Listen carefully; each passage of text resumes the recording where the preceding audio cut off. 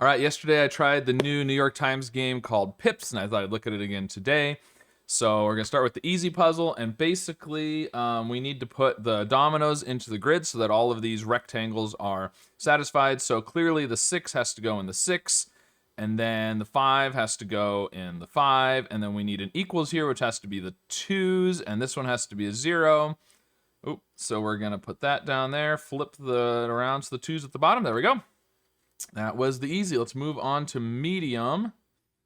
And looks good enough on the screen. There we go. Okay, so less than 3. This is the equals. Oh, these 4 all have to be the same. So we've got 4 1s. We've also got 4 3s. This has to be a 2. Okay, so the 2 has to go there, which means the 1 is going to stick into this 3 cage, which clearly the 3 cage, well, it does. We do have a 0.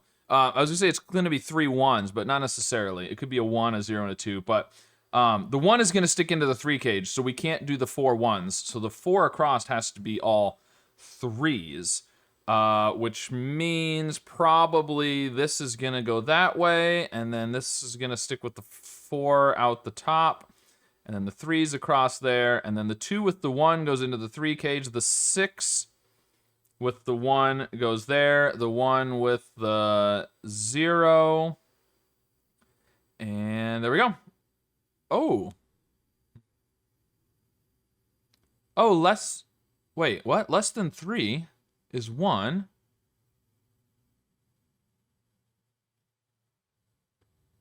What? It says... What's the problem? This is 2, this is 3, this is 6. These are all equals, and that's less than 3. Greater than 3. Greater than 3. I don't know how to read. Oh, man. Okay. Wow. Wow. Okay. I definitely know less than and greater than. I just completely read it wrong. Okay. All right, well, I made that harder than it should have been. Let's see how the actual hard one goes. Let's see, we're gonna adjust things a little bit.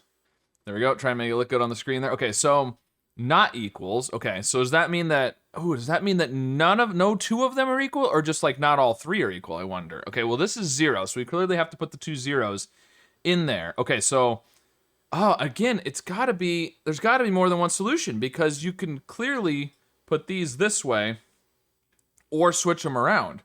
So now I'm assuming that maybe I have to put not a 1 or a 4. I'm assuming none of them can be equal, but I don't actually know that. The 2 clearly goes in here, so the 1 will stick into this big long cage, which is an equals, so those all have to be 1s. So there's a 3 here, so that's got to go this way, because the 1 in this corner is going to have to stick into that cell. So that's the 3 into the 1.